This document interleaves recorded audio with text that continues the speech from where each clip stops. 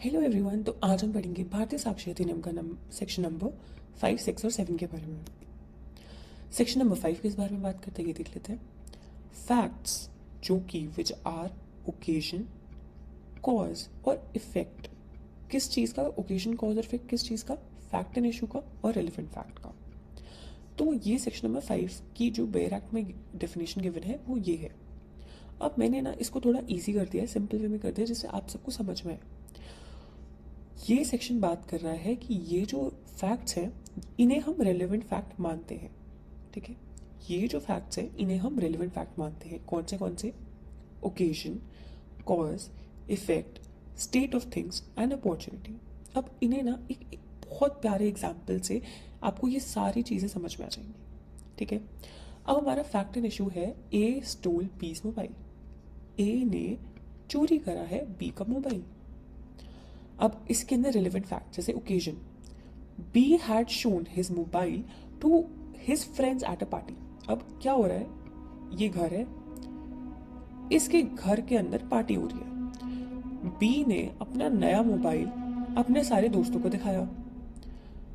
ठीक है, this fact sets the stage for the theft. Occasion क्या है हमारा? Party. Cause, be left his mobile unattended on the table. अब B ने क्या करा भाई, अपना फोन एक टेबल पे ऐसी अनअटेंडेड छोड़ दिया। ठीक है, और वो नाचने चला गया। This creates a potential cause of opportunity for someone to steal it. Cause क्या था कि भाई वो अपना फोन छोड़ गया। इफेक्ट क्या हुआ, वो फोन चोरी हो गया। स्टेट ऑफ थिंग, अब इन्वायरमेंट कैसा था? हर जगह तो पार्टी हो रही है, ठीक है, गाने बज रहे हैं, डांस हो रहा है, और फोन वो अनअटेंडेड छोड़ गया। तो पार्टी का environment where many people were present and the phone was easily accessible. अब भाई फोन तो पड़ा हुआ है, कोई भी उठा ले। ठीक है, this describes the circumstances under which the theft occurred. Opportunity, A was seen near the table. अब ए जिसने बी का फोन चुराया है वो हमने उसे उस टेबल के पास देखा जहाँ पे बी ने अपना मोबाइल फोन छोड़ा था।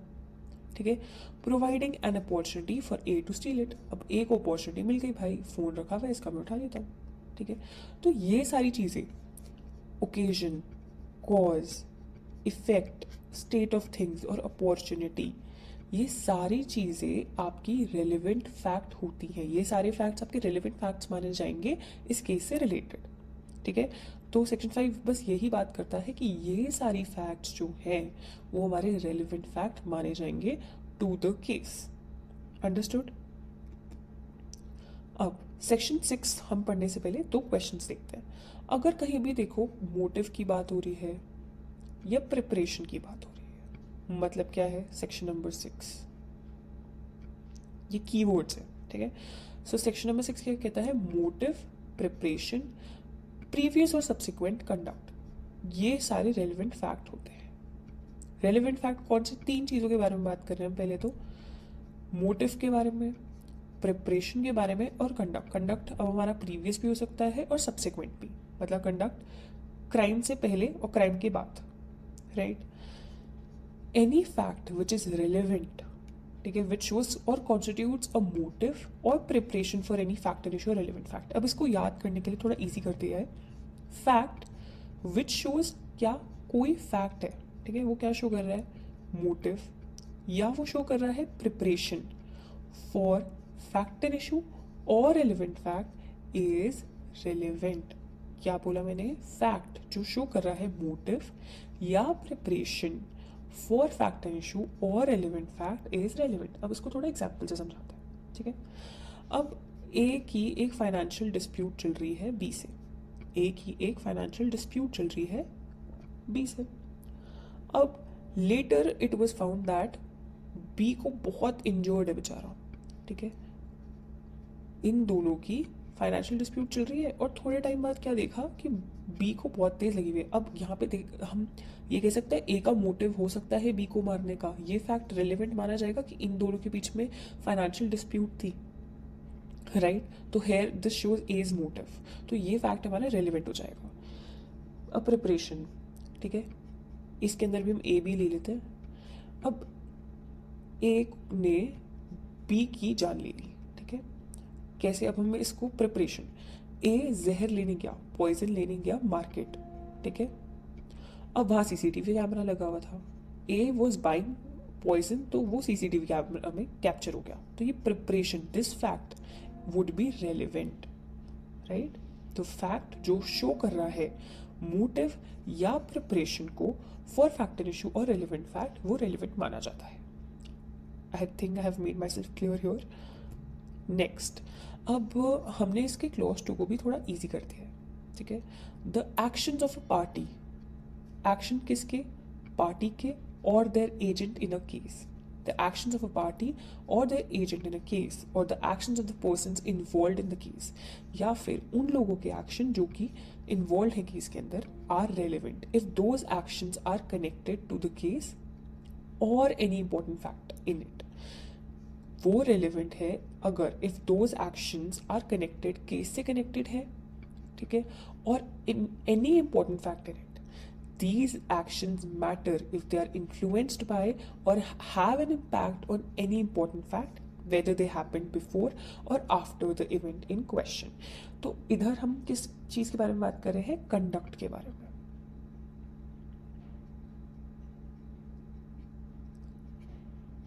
ठीक है। हमने अभी मोटिव और प्रिपरेशन देखा, अब हम तीसरी चीज क्या देख रहे हैं, कंडक्ट, ठीक है। किसी भी पार्टी का कंडक्ट, अब हम इसे एग्जाम्पल से समझाते हैं, ठीक है।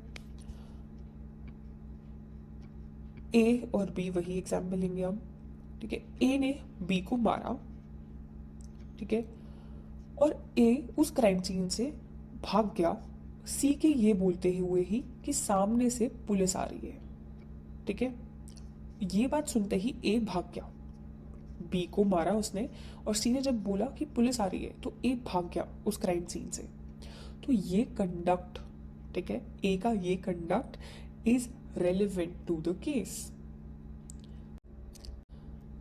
अब सेक्शन 6 की ना 2 एक्सप्लेनेशन है, बहुत इंपॉर्टेंट है, इसको समझ लेते हैं, ठीक है। ये क्या बात कहता है, जो स्टेटमेंट्स है वो कंडक्ट में नहीं आती, स्टेटमेंट्स कंडक्ट के अंदर नहीं आती, पर स्टेटमेंट्स अगर कंडक्ट को एक्सप्लेन कर रही हैं तो वो स्टेटमेंट रेलिवेंट मानी जाएगी।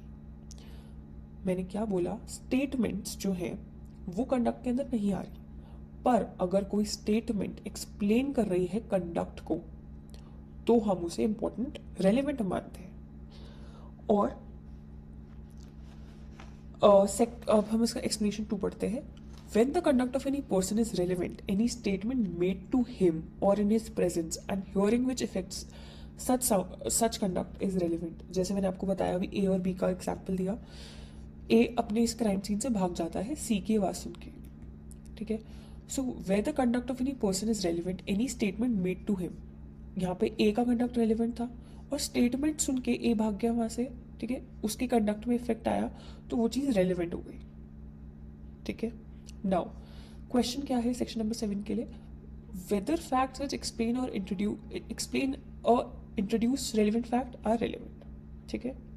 अब सेक्शन 7 क्या कहता है, facts necessary to explain or introduce fact in issue or relevant fact. अब मैंने सेक्शन 7 को भी इजी कर दिया है। सेक्शन 7 के अंदर क्या कहता है, ये सारी जो चीजें हैं ये रेलिवेंट फैक्ट मानी जाएंगी। क्या, अगर कोई फैक्ट एक्सप्लेन कर रहा है या इंट्रोड्यूस कर रहा है फैक्ट इन इशू को या फिर रेलिवेंट फैक्ट को, तो वो एक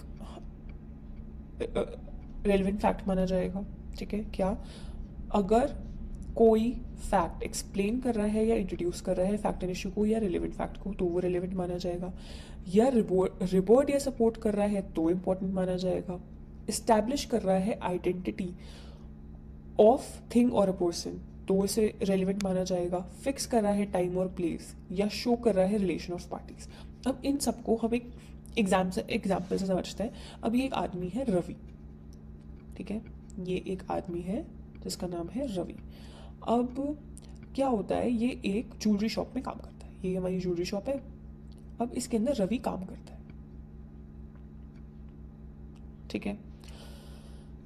अब इसके ऊपर इल्जाम लगा है कि भाई इसने ज्वेलरी शॉप में से चोरी करी है, ठीक है। अब इसका एक दोस्त कहता है नहीं ऐसा तो हो ही नहीं सकता क्योंकि जिस टाइम चोरी हुई है ये तो मेरे साथ मूवी देखने गया था। वहाँ पे एक सीसीटीवी फुटेज लगे, सीसीटीवी कैमरा लगा हुआ है ज्वेलरी शॉप के बाहर, ठीक है। उसने रिकॉर्ड कर लिया रवि को उस रात वो ज्वेलरी शॉप के बाहर है, और वहाँ उस सीसीटीवी कैमरा में टाइम स्टैम्प, आपको पता है वहाँ वीडियोस में नीचे टाइम में से रेड से लिखा हुआ आ जाता है 2 बज रहे हैं 11 बज रहे हैं, ठीक है। अब explain or introduce fact and issue relevant fact. Ravi वहाँ काम करता था पहले, ठीक है, ये इंट्रोड्यूस कर रहा है फैक्ट को, ठीक है। उसके दोस्त ने क्या कहा, रवि तो मेरे साथ मूवी देखने गया हुआ था उस टाइम पे, तो इस इल्ज़ाम को उसने रिपोर्ट करा। Establish identity of a person, ठीक है, तो रवि उस जगह पे काम करता था, उस ज्वेलरी शॉप में पहले काम करता था। फिक्स टाइम और प्लेस, जो सीसीटीवी फुटेज है, कैमरा है, वो टाइम दिखा रहा है, प्लेस दिखा रहा है जहाँ पे रवि ने चोरी करी है। Showing relation of parties, Ravi उस दुकान के मालिक के अंदर काम करता था, ठीक है, तो पार्टीज का रिलेशन आ गया। तो ये सारे फैक्ट्स जो हैं वो रेलिवेंट माने जाते हैं। सेक्शन 7 में यही बात कही जा रही है, राइट। नाउ अब हम एक बहुत इंपॉर्टेंट टॉपिक पढ़ेंगे, टीआईपी, टिप, ठीक है। टीआईपी क्या है? ये टेस्ट ऑफ आइडेंटिफिकेशन परेड। अब मैं इसको ना थोड़ा एक पिक्चर से समझाती हूँ जिससे आपको सब कुछ क्लियर हो जाएगा। आपको ये सब एक बार आप पढ़ोगे और आपको सब कुछ एक बार में समझ में आ जाएगा, दिमाग में बैठ जाएगी आपकी चीज़। ये इमेज दिख रही है, तो क्या होता है, मान लो एक आदमी है ए, ठीक है, वही स्टोरी हम ए और बी की बनाएंगे। ए, ठीक है, ए ने बी को जान से मार दिया।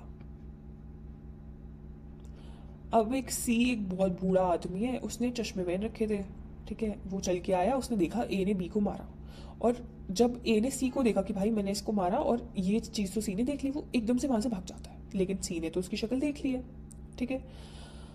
अब पुलिस क्या करती है, वहाँ के जितने भी लोग थे, जितने भी अक्यूज्ड या फिर लग रहा है कि भाई इसने हो सकता है बी को मारा होगा, उन सबको लाइन से खड़ा करा।